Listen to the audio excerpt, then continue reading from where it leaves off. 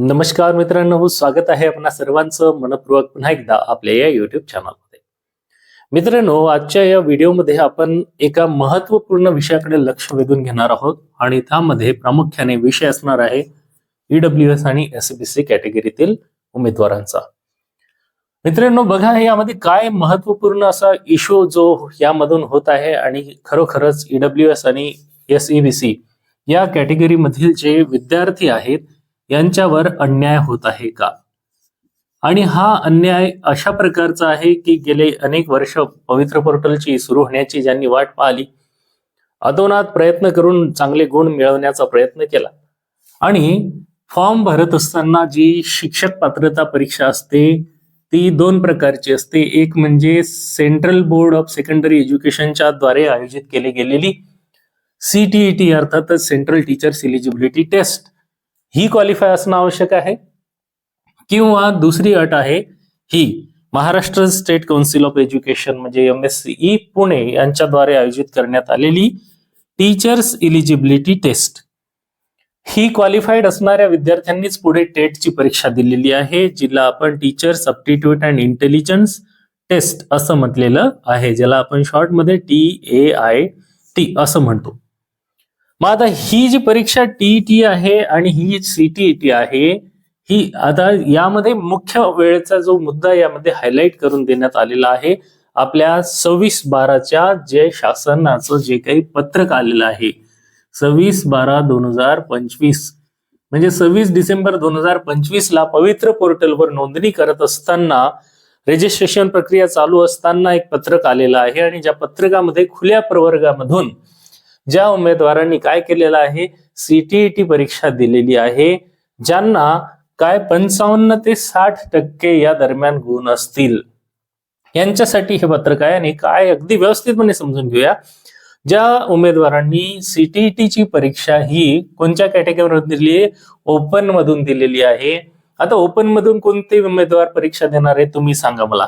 Open मध्ये ओबीसीचा विद्यार्थी परीक्षा देणार आहे का? ओपन मधून नाही, तो त्याच्या कॅटेगरीमधून फॉर्म भरणार आहे ना.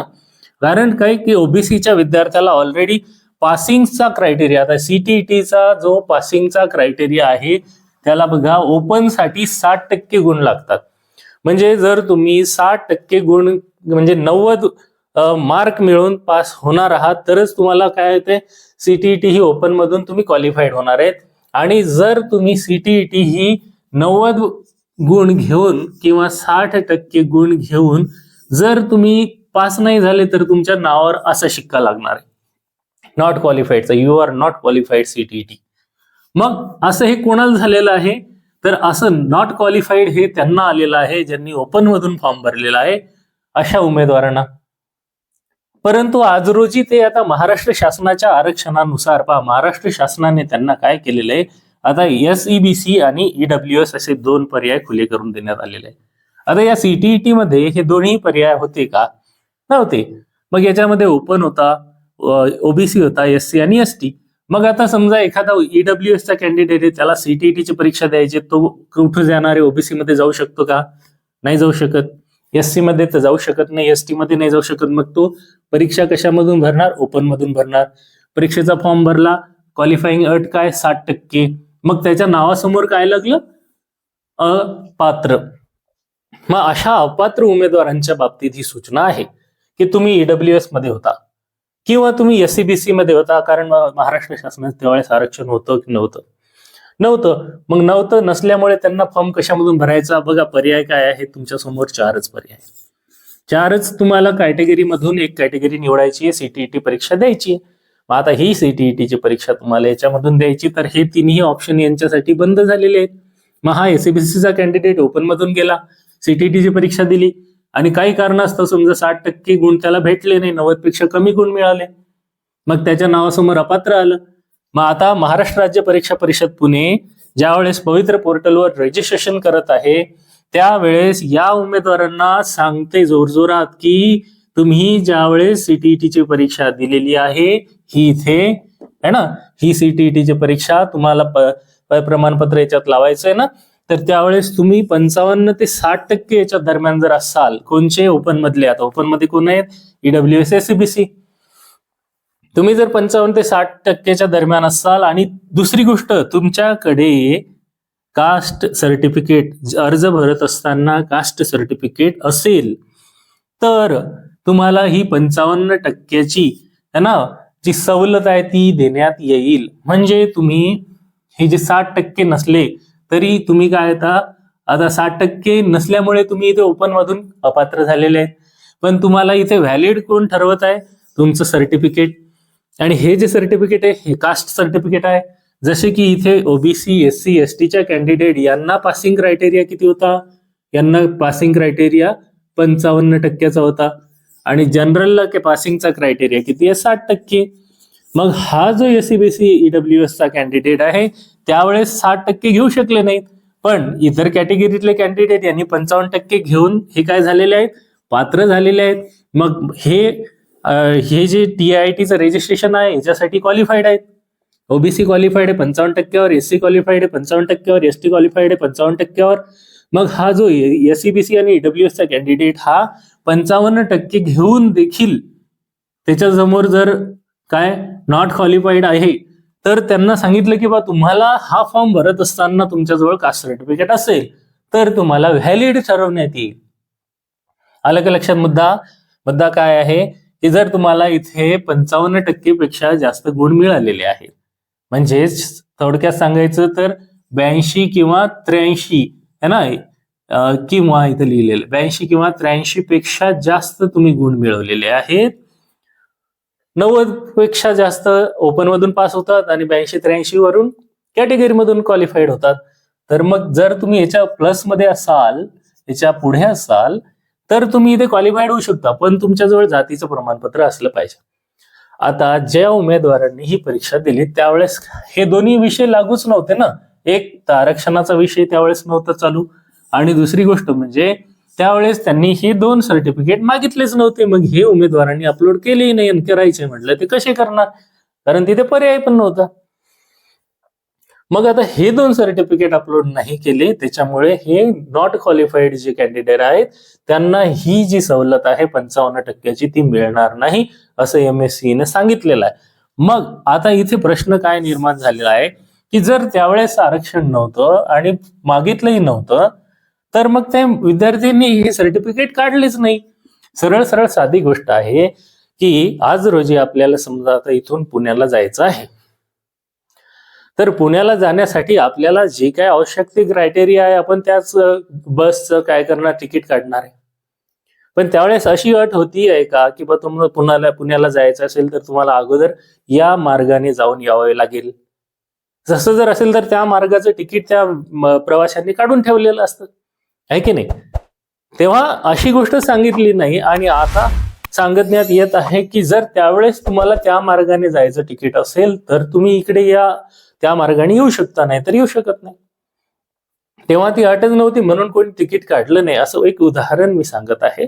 मित्रांनो, थोडीशी गोष्ट समजून घ्यायला पाहिजे आपण की ते कोणत्याही कॅटेगरी मधील विद्यार्थी असो, SCBC असो किंवा EWS असो, किंवा मग ते उद्या ओबीसीचा असेल, SCचा असेल किंवा STचा कॅन्डिडेट असेल, अशा कोणत्याही कॅन्डिडेटवर अशा प्रकारची जर जाचक अट लादण्यात येत असेल की जी भूतकाळात गोष्ट मागितली नव्हती ती आज रोजी वर्तमान काळात आणि भविष्य काळात तुम्हाला ती गोष्ट पाहिजे, म्हणजे मागे जेव्हा परीक्षा झाली त्यावेळेस त्या गोष्टीचा उल्लेख नव्हता आणि आज रोजी आपण वर्तमानात पुढे भविष्यासाठी जाणार आहोत, तर मग ती भूतकाळातील गोष्ट आपण कशी काय समोर मांडणार? ही एक खरोखर या उमेदवारांसमोर एक मोठी समस्या निर्माण झालेली आहे. त्या उमेदवारांना CTET परीक्षा क्वालिफाईड धरण्यात यावं त्याच्यासाठी त्यांच्याकडे आज रोजी हे कॅटेगरीचे सर्टिफिकेट आहेत. तर हे 14 मे है ना 2025च्या आतमधील पुरावे त्यांच्याजवळ आहेत. तर मग हे महाराष्ट्र शासनाच्या अधिकृत काय आदेशानुसार आहेत. त्याच्यासाठी MSCE ने जर अशी अट टाकली तर ही खरोखरच अशा उमेदवारांवर अन्यायकारक ठरू शकत नाही का? या बाबतीत तुम्हाला काय वाटते हे तुम्ही नक्की या प्रतिक्रिया आपल्या व्हिडिओच्या कमेंट बॉक्समध्ये नोंदवायला पाहिजे मित्रांनो. याचं कारण असं की आपल्याला कोणत्याही जातीच्या आणि धर्माच्या किंवा कॅटेगरीच्या विद्यार्थ्यांनाच फेवर द्यायचा आहे असा अजिबात हेतू नाहीये. कारण इथे शिक्षण घेऊन बसलेले 2.5 लाख उमेदवार हे प्रत्येकाचं स्वप्न आहे की आपल्याला शिक्षक व्हायचं आहे. मग त्याला शिक्षक होण्यासाठी अशा क्षुल्लक म्हणजे ज्या काही इनव्हॅलिड गोष्टी आहेत त्या गोष्टींवरून जर त्याला ती जर संधी गमावण्याची वेळ येत असेल तर त्याच्यासमोर बेरोजगारी सारखं मोठं संकट जे आज रोजी त्याच्यासमोर उभं आहे त्यातून तो कसा बाहेर निघणार, आहे की नाही? म्हणून प्रत्येकाला काय दिलं पाहिजे, त्याला समान संधी दिल्या गेल्या पाहिजे. नाहीतर मार्ग अनेक आहेत. आज हा उमेदवार इथे जर सरळ सरळ मागणी करताना दिसून येत आहे तर त्यांच्या मागणीवर महाराष्ट्र शासनाने किंबहुना आपली जी काही MSCE आहे ना, महाराष्ट्र राज्य परीक्षा परिषद, आता इथून पुढे शिक्षक भरतीचं सगळंच्या सगळं जे काही भार आहे, नेतृत्व आहे, जबाबदारी आहे, ही सर्व आता MSCE ने आपल्या खांद्यावर घेतलेली आहे, महाराष्ट्र शासनाने त्यांच्या खांद्यावर टाकलेली आहे. तर मग ही सगळी जे काही विद्यार्थी आहेत ना, ही MSCE ला सारखीच असली पाहिजे. त्याच्यामुळे कुणावरही अन्याय न होऊ देता प्रत्येकाला न्याय मिळाला पाहिजे या संदर्भात निर्णय या ठिकाणी समोर आला पाहिजे असं मला देखील वाटते, असं अनेक अभियोग्यता धारकांना देखील वाटते. या बाबतीत तुम्हाला काय वाटतं हे ना तुम्ही व्हिडिओच्या कमेंटमध्ये नोंदवा. याच्या व्यतिरिक्त मित्रांनो एक डोमेशियलचा मुद्दा आहे जो वारंवार आपल्या चॅनलच्या कमेंट बॉक्समध्ये आपल्या विविध व्हिडिओमध्ये अनेक अभियोग्यता धारक मित्र उचलत आहेत. तर मित्रांनो तुम्हाला काय वाटते की मी खरंच पुन्हा एकदा संपूर्ण महाराष्ट्राच्या समोर हा एक प्रश्न उपस्थित करू इच्छितो की डोमेशियल सर्टिफिकेटची जी अट आहे ती 14 मे 2025 पर्यंतचीच असली पाहिजे. आता डोमेशियल सर्टिफिकेट हे महाराष्ट्राचं अधिवास प्रमाणपत्र आहे. निश्चितच महाराष्ट्रात राहत असलेल्या कॅन्डिडेटलाच ही परीक्षा देता येत असते आणि त्याच्यासाठी त्याच्याकडे हे प्रमाणपत्र असणं आवश्यक आहे. मग ज्यांना ज्यांना या प्रमाणपत्राची गरज आहे तर त्या विद्यार्थ्यांना त्यामधून थोडीशी जर सवलत देता आली तर या बाबतीत महाराष्ट्र शासन किंवा MSCE बोर्ड निश्चितपणे विचार करेल अशी आपल्या सर्वांना काय आहे अपेक्षा आहे, आपण तशी आशा ठेवू शकतो.